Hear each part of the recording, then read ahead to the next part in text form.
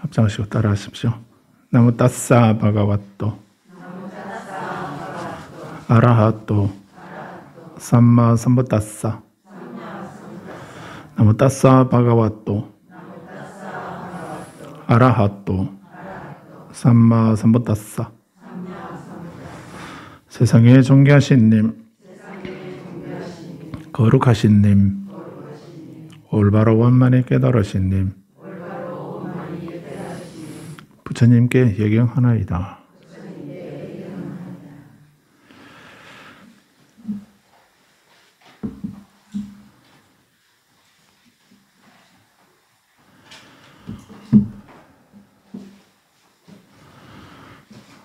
오늘 교재 117페이지 다섯 번째 사자후에 대한 컨경이라고 되어 있는데 부제로 험난한 삶의 역정을 어떻게 극복할 것인가 라고 했습니다.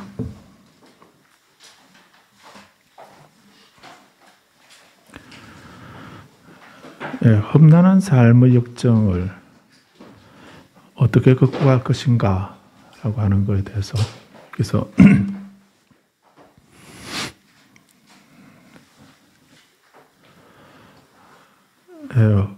험난한 삶의 역정, 우리가 살고 있는 이 국토를 불교에서는 사바세계라고 이렇게 합니다. 사바세계라고 이렇게 하는데 사바세계를 감인세계라고 이렇게도 번역을 하죠. 감인세계라고 해서 감당한다는, 감은 감당한다는 말입니다. 인은 참는다는 뜻이고요. 감인이라는 말은 이제 참고 견뎌야 된다 하는 이런 말입니다. 그리고 이 세상에는 여러 가지 힘들고 어려운 그런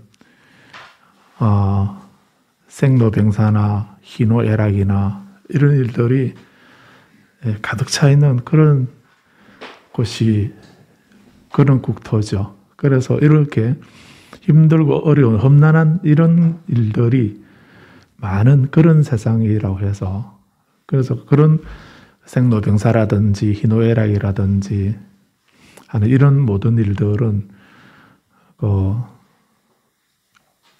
고통스럽고 힘들고 어려운 거죠. 그래서 이 사바세계를 그런 힘들고 어려운 부정하고 탁하고 힘들고 어려운 것이 가득 차 있는 그런 세상이다라고 이렇게 해서 이 사바세계를 가민세계로 번역하는데 이것을 다른 말로 더러울 예자 써서 예토라고 이렇게도 하죠. 그래서 우리가 살고 있는 세상은 험난한 세상이다. 오탁악세해서 험난한 세상이라고도 하고 또 그런 것이 가득 차 있는 그런 부정한 세상이다. 이렇게 해서 이제 예토 이렇게 말을 하게 됩니다.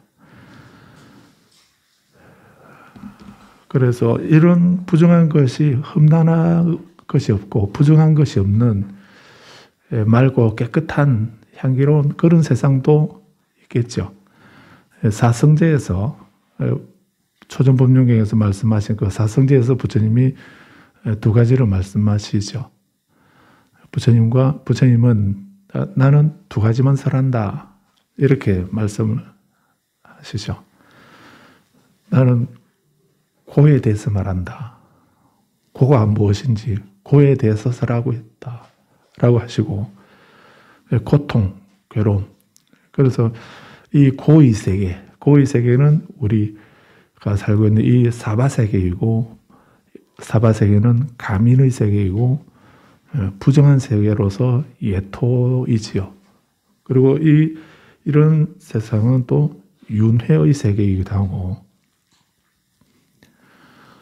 그 속에서 우리는 어떤 인연에 의해서 태어나서 살고 있는 것입니다. 그리고 또 왜 태어났을까 하는 이런 문제에 대해서 우리는 많은 의문을 갖습니다. 어떻게 태어났지? 왜 태어났지?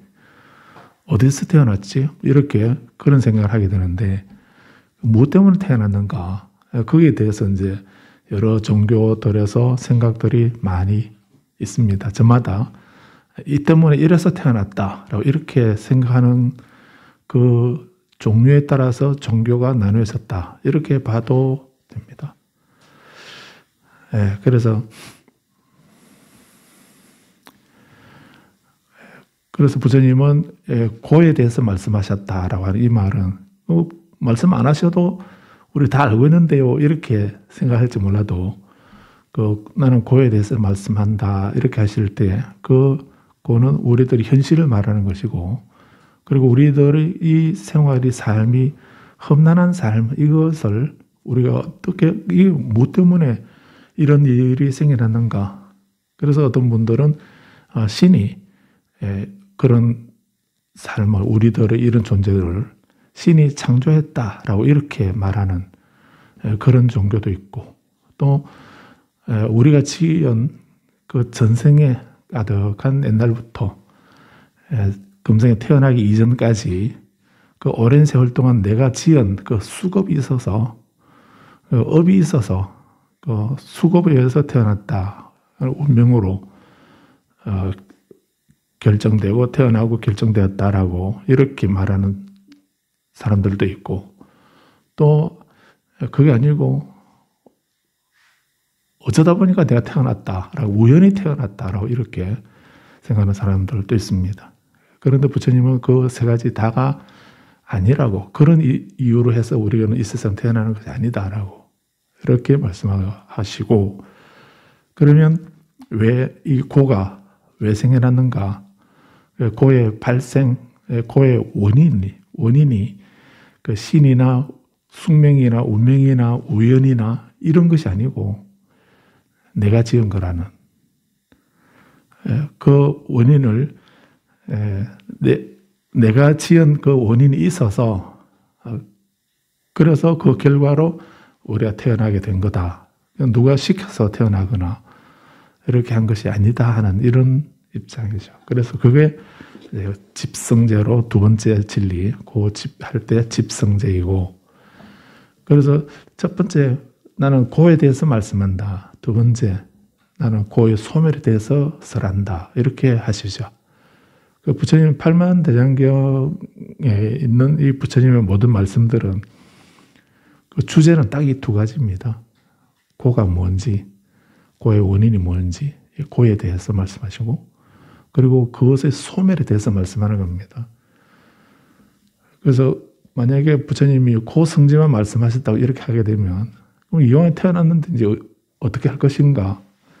뭐 태어났으니까 그냥 그대로 체념하고 그 운명론자들이 하는 것이 어떤 겁니까? 운명은 거역할 수가 없다라고 하는 이런 생각을 먼저 가지게 되죠. 그래서 그 운명론자들은 그 운명은 바꿀 수가 없고 거역할 수가 없다 하는 이런 생각에서 그러면 지금 내가 겪고 당하고 있는 이런 불합리한 상황들을 그럼 어떻게 해야 할 것인가? 이게 운명이라고 한다면 우리는 어떻게 합니까? 그거를 그냥 수용하지요. 거기에 순응하든가 체념하든가 이 둘밖에 없지요. 그 운명이니까 뭐 어쩌겠나 이렇게 하고서 그냥 그대로 개선하거나 바꾸거나 고치거나 이렇게 하려는 생각을 할 수 없죠. 운명은 거역할 수 없으니까. 그래서 운명이라 생각하고 그냥 이번 생에는 포기하자 이렇게 그렇게 용감한 생각을 해서 체념하거나 아니면 거기에 순응을 하거나 이 두 가지밖에는 달리 없습니다. 그래서 불교가 부처님이 만약에 고에 대해서만 말씀하셨다고 한다면 우리가 할 수 있는 일은 또 똑같이 이 고통을 그냥 받아들이거나 또 아니면 체념하거나 포기하거나 이런 것밖에는 달리 없겠죠. 그런데 우리 불자가 그렇게 하게 된다면 그건 부처님을 잘못 이해하는 사람들입니다. 부처님은 그 우리들의 한계 상황이, 우리들의 현실 상황이 그렇게 가민의 세계이고 사바 세계이고 그 예토인데, 예토에 우리가 살고 있는데, 그래서 이것이 그 원인이 누구 때문이 아니고, 누구 때문이라 한다면 나 때문이기 때문에, 그 원인이 내게 있기 때문에, 남에게 있으면은 좀 어렵겠지만은 그 원인이 나에게 있기 때문에 개선할 수가 있다는 것입니다. 개선할 수가 있고, 고칠 수가 있고, 바꿀 수가 있다는 이런 것이 가능하지요. 그래서 산디데바 보살도 이부사랭론에서 그런 말씀을 하죠. 만약에 바꿀 수가 없는 거라고 한다면, 바꿀 수가 없는 건데 없앨 수가 없고 바꿀 수가 없는 것이라고 한다면 뭘 그렇게 안달복달하냐. 어떻게 해도 바꿀 수 없는 것이라고 한다면 굳이 그렇게 애를 쓸 필요가 뭐 있느냐. 안 바꾸시는데, 바꿀 수 없는 것인데, 또 바꿀 수 있는 것이라고 한다면은 우리는 바꿀 수 없는 것인데도 불구하고 이루어질 수 없는, 바꿀 수 없는 것인데도 계속 바꾸려고, 고치려고, 변화시키려고 이렇게 하다 보니까, 그러니까 더 힘들고 어려운 문제가 있죠. 만약에 이건 무슨 말인가 하면 우리에게 일어날 일들이 다른 사람의 의도에 달려있는 것이라 한다면, 신이 창조하거나 주재하거나 이런 것으로 되어 있다고 한다면 그거는 내가 아무리 변화시키고 바꾸고 없애고 이렇게 하려 하더라도 그 원인이, 그 주도권이 내게 있는 것이 아니고 남에게 있는 것이기 때문에 내가 아무리 노력해도 안 되는 거죠. 그런 의미로 이해할 수 있습니다. 근데 또 말을 바꿔서 바꿀 수 있는 것이라면, 고칠 수 있는 것이라면 고치면 되는데 왜 안 고치고 울고 앉아 있느냐. 근심 걱정만 하고 있느냐. 이렇게 그런 의미의 말씀을 한 게 있습니다. 그래서 우리가 이 사바세계에 태어나게 된 이 원인이 다른 곳에 있었다고 한다면은 그건 내가 지금 어떻게 할 수가 있는 거 아니죠. 그런데 그 원인이 나에게 있다고 한다면은 변화시키거나 바꾸거나 고칠 수가 있는 것입니다. 노력하면 되는 거죠. 원인을, 고의 원인을 없애면 되는 것이고 행복의 원인을 내가 심으면 되는 것 아닙니까? 그래서 부처님은 세 번째 멸성제를 말씀하신 겁니다. 우리는 지난 시간에 지혜가 없어서 그 사바세계에 태어날 원인을 지어서 우리가 이 세상에 태어났는데, 그런데 이제 그 부처님 말씀을 듣고 그 원인을 알았으니까, 그 진실을 알았기 때문에, 그래서 우리는 이제 지금 이 사바세계에서 이 예토를 정토로 바꾸는 고에서 괴로움이 없는 그런 삶을, 즉 괴로움의 소멸, 그 해탈의 상태를 지향해야 된다는 것입니다. 그래서 누구나 고통을 싫어하고 행복을 원하는 것이기 때문에 그렇게 고가 없는, 괴로움이 없는 그 행복을 원한다면, 원하는 그런 마음을, 진정을 갖는다면, 지금 그런 것을 생각하는 사람은 지금 현재 내 생활이 힘들고 어렵다라는 이런 생각을 하는 사람이, 그런 사람을 처절하게 그렇게 생각하는 사람일수록 거기서 탈피하려고 하는, 벗어나려고 하는 그런 생각을 더 강하게 가지게 되죠. 그런 걸 우리는 다른 말로 헝그리 정신이라고 이렇게 하지요. 그래서 운동하는 사람들이 이런 말 하면 안 되죠. 꼭 그런 걸 아니기도 하겠는데 그런 시각이 있다고 그럽니다. 축구 하는 사람들 보면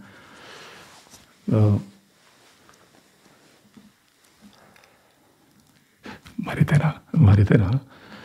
그 중국 사람들이 인구가 14억이 되지 않습니까? 그렇게 많은 14억 중에 그 공을 잘 차는 사람 이렇게 골라내면은 인구 8천만에서 찾아내는 거하고 14억에서 찾아내는 거 하면 어느 쪽이 더 많겠습니까? 다재다능한 능력 있는 사람들이 어느 쪽에 더 많겠습니까? 14억에서 찾으면 당연히 더 많겠죠. 그런데도 가끔 우리 불자님들은 안 보시겠지만 축구 저도 볼 일은 사실 없는데 가끔 뉴스를 보면은 중국 사람들이 축구하면은 이렇게 다른 나라 우리나라하고는 당연히 안 되기도 하고 그렇긴 한데 다른 베트남이나 이런데 다른 나라하고 싸웠어도 중국이 지거든요. 그래서 왜 지는가라고 이래 보니까 그래서 어떤 사람이 이거 말이 되는가 모르겠네. 그래서 그 평가를 해보니까 다른 나라에서 우리는 어떤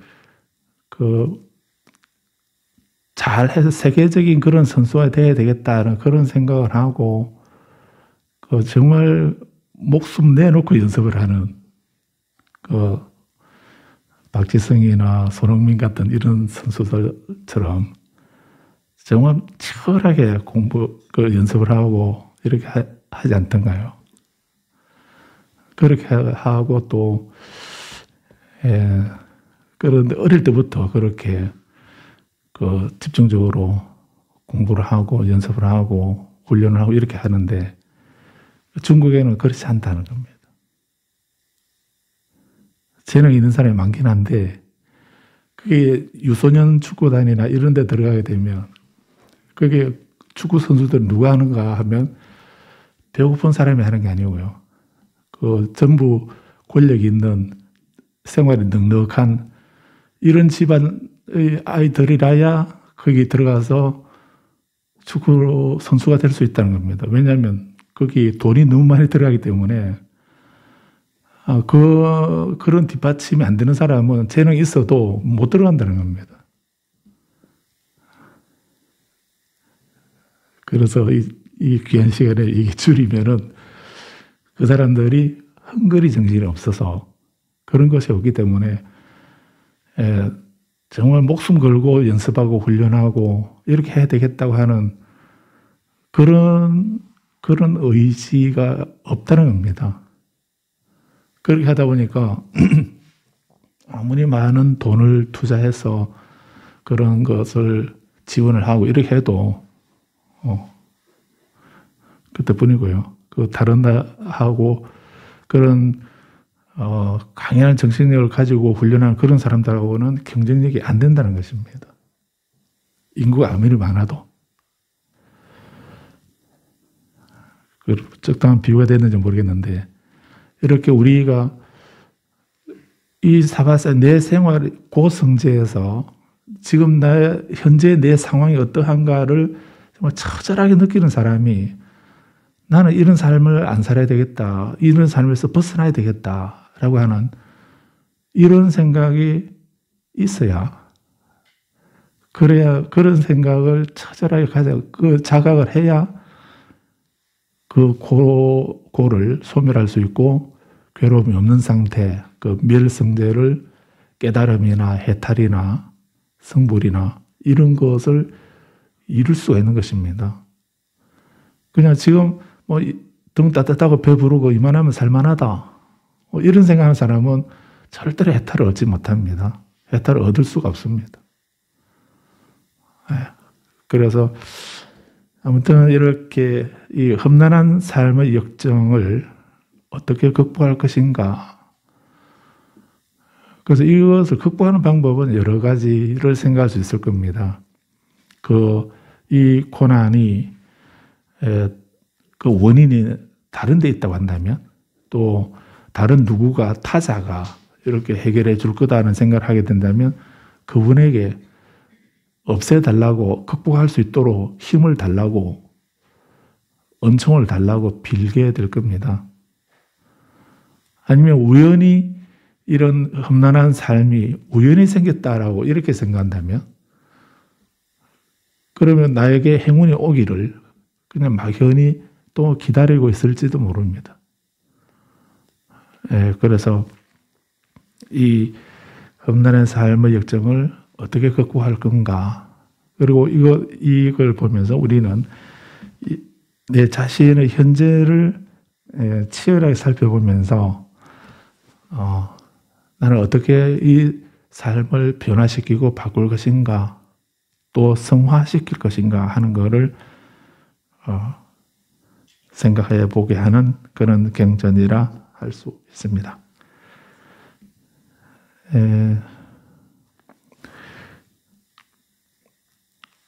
우선 본문을 보겠습니다.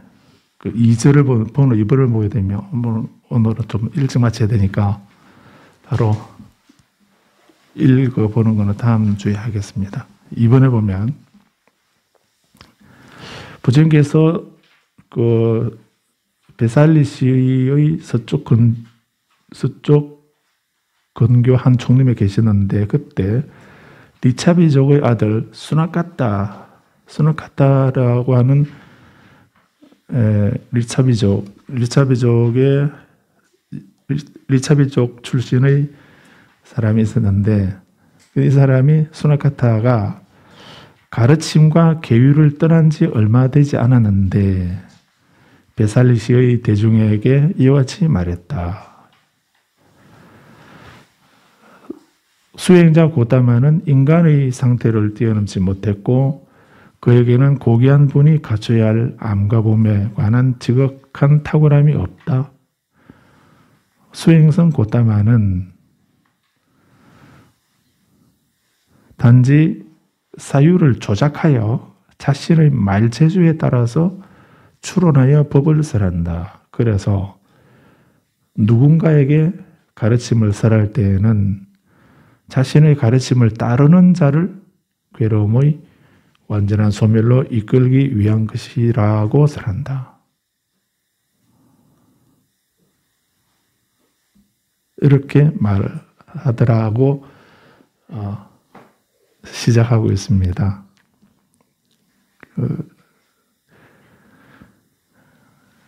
여기서 이제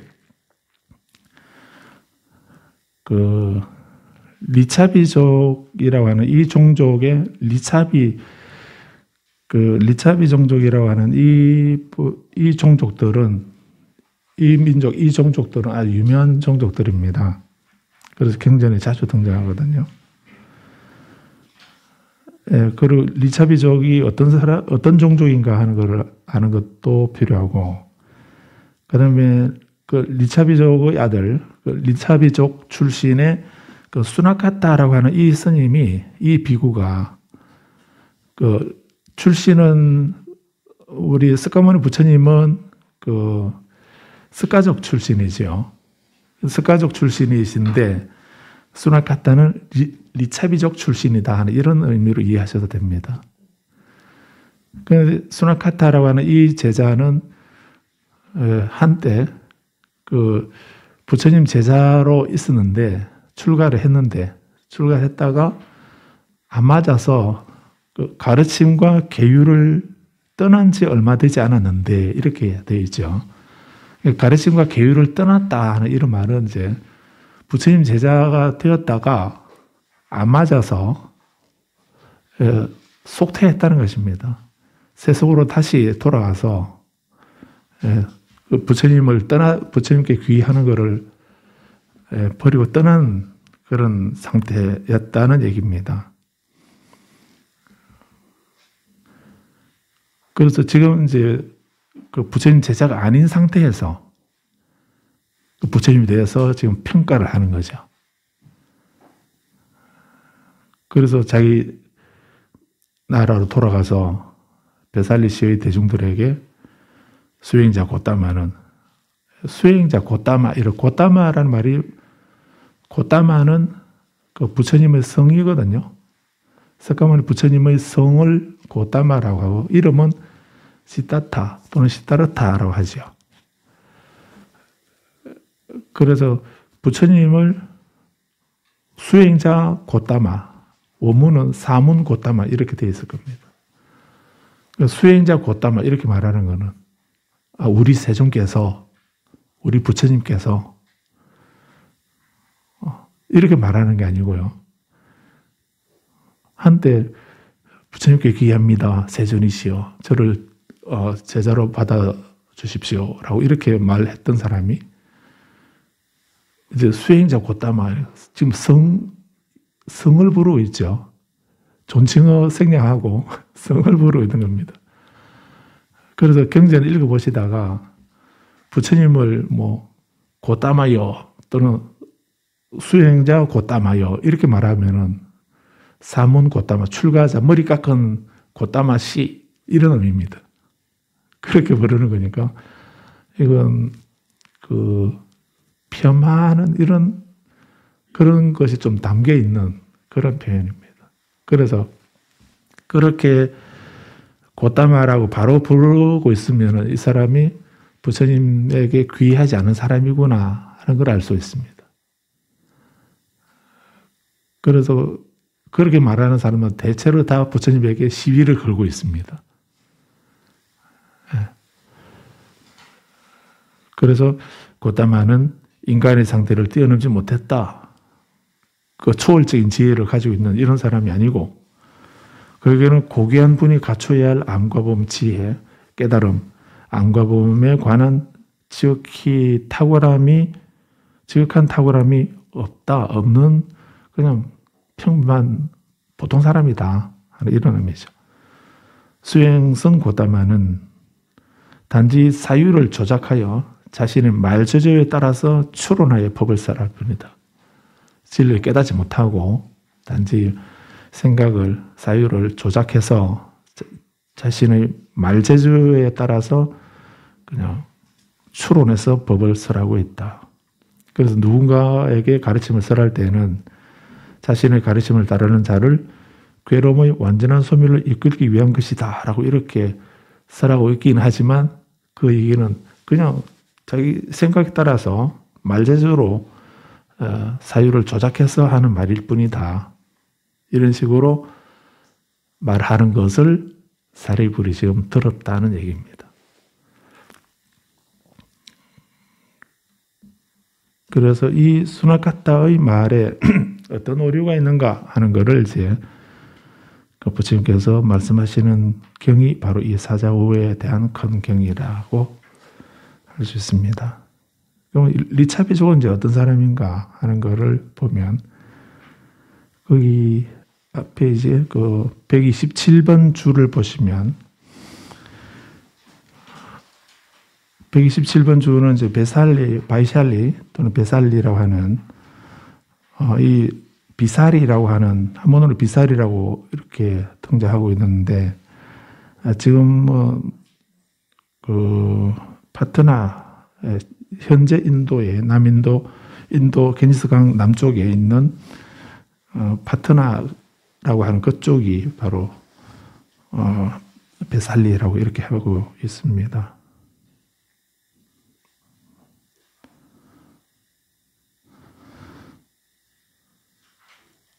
그쪽에 있는 그 정강당이 중각강당이 있는 그런 곳이고 128번에는 이제 리차비를 추수를 하고 있는데 부처님 당시에 강력한 부족이었는데 그들은 부처님의 사리 분배 문제를 두고서 다툰 것으로 봐서 왕족 출신이었으며 틀림없다라고 이렇게 하고 있고 그들의 수도는 베살리였고 바치국의 연합 일부였다. 연합국가였다라고 이렇게 볼 수도 있고요.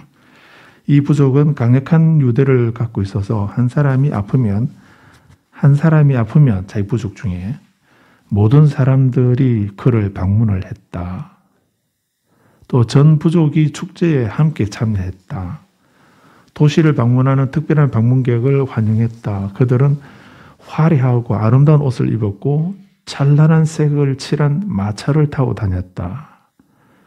부처님은 그들을 도솔천의 신들에 비유할 정도였다. 그만큼 화려하고 풍족한 그런 생활을 하는 부족이었다고 하고 있습니다. 그들은 부처님이 제시한 복지를 이루기 위해서 필요한 7가지 조건을 실천하고 있었다.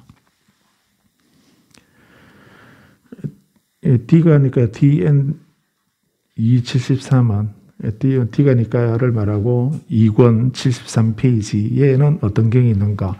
남전열반경입니다. 남전열반경인데 그래서 그 열반경을 보게 되면은 리차비족들은 그래서 그 아사세 왕이 이제 이 리차비족을 그 전쟁을 하려고 그 전쟁에서 정벌을 하려고 하는데 그때 이제 전쟁에 가면 이길까 질까 하는 그런 확신이 없어서 부처님에게 가서 한번 여쭤봐라고 이렇게 그때도 아마 왕들은 부처님을 점쟁이로 이렇게 생각했던 것 같습니다.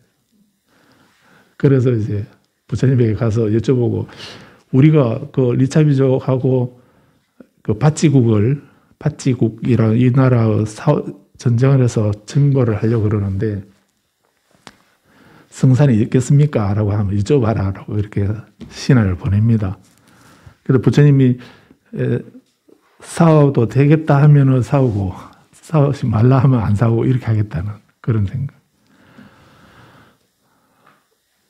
그렇게 해서 이제 대신을 보냅니다. 그러니까 부처님이 이제 그 대신의 말을 듣고서 부처님은 거기에 대해서 가타부타 얘기를 말씀을 안 하시면 부처님은 그렇게 그만한 일에 옳다 그러다 뭐 이래라 저래라 이렇게 점치는 분 아니시죠.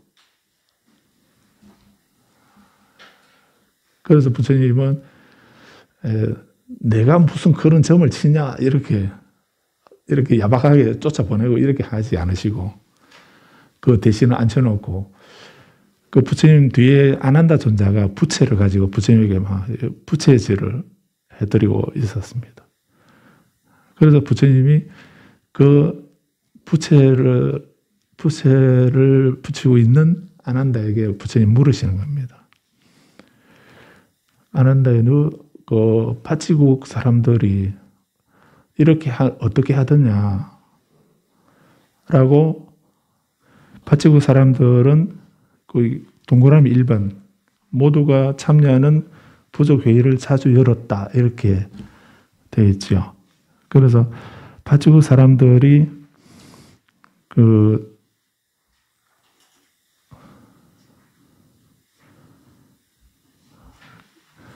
자주 모임을 갖더냐라고 이렇게 물으십니다. 그래서 열반경 보면은 이렇게 되어 있습니다. 그런데 그때 존자 아난다가 세존의 뒤에서 세존께 부채를 붙이면서 서 있었다. 그때 세존께서는 존자 아난다에게 알리셨다. 아난다요. 그대는 들었느냐? 팟지족이 자주 모이고 자주 만나는가? 이렇게 묻습니다. 그러니까 아난다가 세존이시여 저는 들었습니다. 팟지족이 자주 모이고 자주 만납니다. 그래서 모든 나라의 모든 일들을 그 어떤 특정한 사람이 권력을 가지고 있는 어떤 한두 사람이 비밀리에 모여서 그 모의하고 결정하고 이렇게 하는 것이 아니고 공화국이니까 자주 만나가지고 자주 모이고 자주 만나서 서로 그 논의하고 그렇게 해서 어떤 문제를 결정을 하고 처리를 하고 이렇게 한다는 얘기입니다. 그래서 저는 들었습니다. 파치족이 자주 모이고 자주 만납니다. 안 한다요. 파치족이 자주 모이고 자주 만나는 한 안 한다요. 파치족에게는 번영만이 기대되지 퇴전은 기대되지 않는다. 이렇게 말씀을. 그게 첫 번째 불퇴전의 원리입니다. 두 번째 이제 동그라미 2번인데요.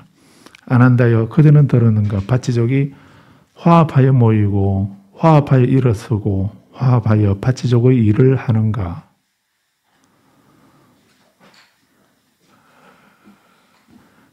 그래서 모든 우리 집안의 일도 마찬가지입니다. 우리 집안의 일도 서로 자주 모이고 만나기는 하는데 그 가끔 1년에 한 제사 때는 모이죠. 제사 때 모이고 만나고 모이고 이렇게 하지 않습니까?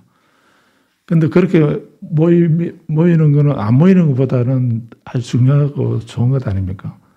근데 모여서 뭐 하는가 더 중요하지요. 두 번째에서 자주 만나서 화합하여 모이고 화합하여 일어서고 화합하여 일을 하는가 하는 거. 그렇게 오랜만에 만나가지고 자주 만나서 또는 오랜만에 만났더라도 만나서 이제 서로 그리고 화합하면서 모이고 만나고 일을 하고 이렇게 하는 것하고 오랜만에 만나긴 했는데 계속 토를 달면서 왜 자주 안 왔냐라든지 왜 이제 왔냐라든지 뭐 이렇게 서로 이런저런 주장하면서 싸우고 이렇게 하게 된다면 차라리 안 만나니만 못하는 이런 경우도 있지 않습니까? 예, 화합하여 모이고 화합해서 일을 하는 거. 세 번째는 공인되지 않은 시설을 하지 않고 공인되지 않은 것은 일을 하지 않고 시설하지 않고 공인된 것은 어기지 않고 예전에 공인된 파치국의 법을 그대로 수용하면서 따르는가 이렇게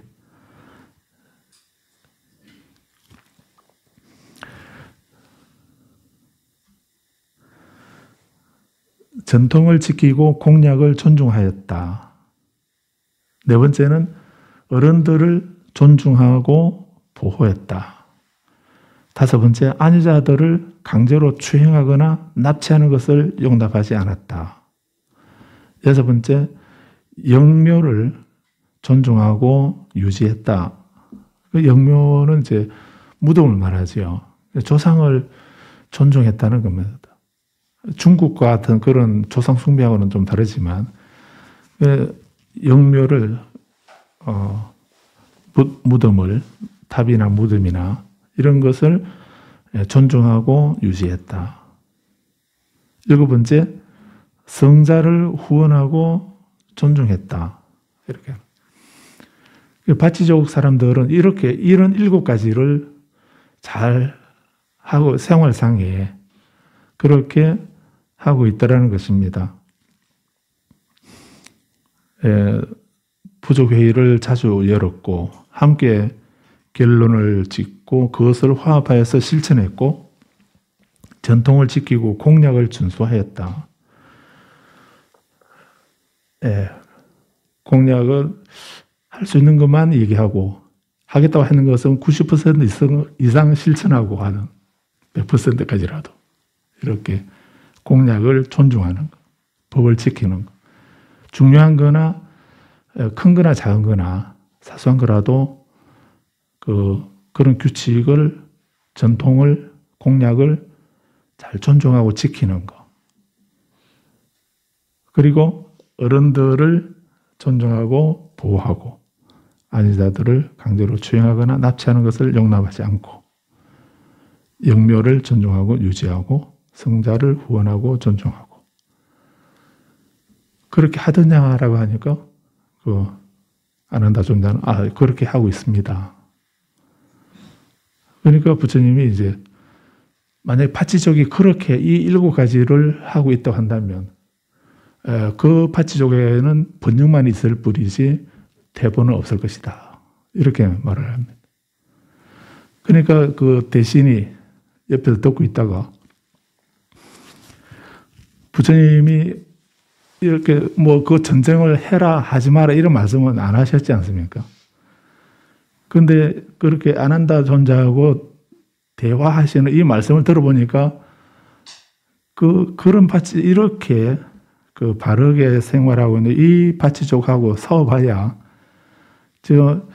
그 아사세 왕이 국력은 좀 강할지 몰라도 파치족하고 싸워서 승산이 없다 하는 거를 간접적으로 말씀하시는 걸로 대신은 받아들입니다.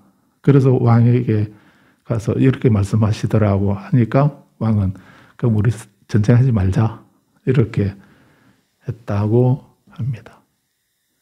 그러니까 그 당시 부처님 당시에 파치족 사람들이 그런 이런 공화제를 하고 있는 그런 특별한 종족들이었다 하는 것을 말씀하고 있습니다. 그런데 열반경에서는 그런 파치족들의 그런 얘기들을 이 7가지를 이제 그 일반 그 파치족 그 종족들에게 이렇게 있는 그 특성들을 말씀하시면서 우리 성가도 스님들도 출가자들도 그 갖춰야 할 7가지 특성이 불태전의 원리가 있다라고 이렇게 그 5가지 7불태전 그 원리를 말씀하고 있습니다. 그게 더 중요하기도 합니다.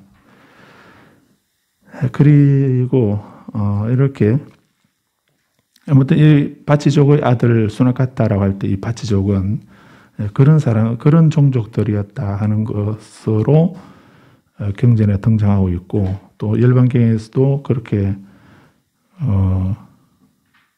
말씀을 하고 계시기도 하고 또 이 주에서 말씀하는 것처럼 그 부처님께서 인멸하시고 난 뒤에 이분들은 그렇게 되게 평화롭고 또 부유하고 평화로운 그런 종족이었다 하는 걸 알 수가 있는데 그리고 그분들이 이제 부처님께서 열반하시고 난 뒤에 자기들도 부처님 사리를 모시고 싶다라고 이렇게 그 주장해서 분배를 받아갔다는 이런 기록이 남아있죠. 그래서 아무튼 이 수나카타라고 하는 사람은 그 바치족 출신의 그런 그 유력한 그 젊은이였는데 이분이 이제 그 부처님께 출가를 해서 그 출가를 하게 되는데 나중에 그 129번 주를 보시게 되면은 수나카타가 성단에 입단하기 전에 부처님이 그에게 설한 경이 수나카타 숫다라고 해서 그 마치마니카의 105번에 수나카타의 경이 있습니다. 거기 보면 이제 수나카타가 출가하기 전에 그 부처님 법문을 듣고서 그 출가를 하게 되는데 그때 출가하기 전에 수나카타에게 하신 말씀을 전하고 있는 것이 그 경이고 그런데 이제 나중에 그 부처님을 버리고 떠납니다. 떠나게 되는데 떠나게 된 이유가 이제 부처님이 그가 성단을 떠난 것에 대해서는 그 빠티카 숫다라고 해서 티가니까 24번 빠티카의 경이 있습니다. 거기에 있는데 그는 부처님이 그에게 아무런 신통을 보여주지 않고 또한 사물의 시초에 대해 설명하지 않았기 때문에 성단을 떠났다라고 이렇게 되어 있습니다. 그리고 수나카타가 부처님 법문을 듣고 출가했는데 근데 생각이 달리 있어서 그래서 이 고난의 험난한 역경을 스스로 수행을 해서 극복하고 하는 이런 그런 생각보다도 어떤 신통력이나 초월적인 능력이나 하는 이런 것을 부처님께서 보여달라고 이렇게 했는데 그래서 내가 수행하면 그런 신통력을 얻을 수 있습니까? 이렇게 말씀하면서 부처님께서 그런 신통력을 저에게 한번 보여주십시오 라고 이렇게 말씀을 하게 되죠. 그런데 우리가 수행하고 깨달음을 얻고 수행하는 것은 그런 어떤 신통력을 얻기 위해서 하는 것이 아니죠. 그런 어떤 남이 보지 못하는 걸 보고 듣지 못하는 걸 듣고 하는 이걸 위해서 우리가 하는 것이 아니고 우리가 수행하는 것은 무엇을 위해서입니까? 괴로움을 내게 있는 나의 내면에 있는 괴로움을 소멸하기 위해서 수행하는 것입니다. 그렇게 그 원인을 제거하고 괴로움을 소멸해야 이 예토를 벗어나서 정토의 삶을, 일반의 삶을 살 수 있기 때문에 그게 중요한 거지. 당장 지금 바로 눈앞에 어떤 그 남이 하지 않는 그런 어떤 초월적인 신비로운 능력을 보여주는 거. 이건 그걸 우리가 얻는다든지 하는 뭐 영험을 얻는다든지 하는 이런 그런 신통력 이런 것이 주가 아니다 하는 거를 말씀을 하시죠. 그러니까 이 수나카타는 실망을 해서 나는 부처님을 떠납니다라고 해서 속퇴해버렸다는 그 경입니다. 자, 오늘 여기까지 말씀드리고요.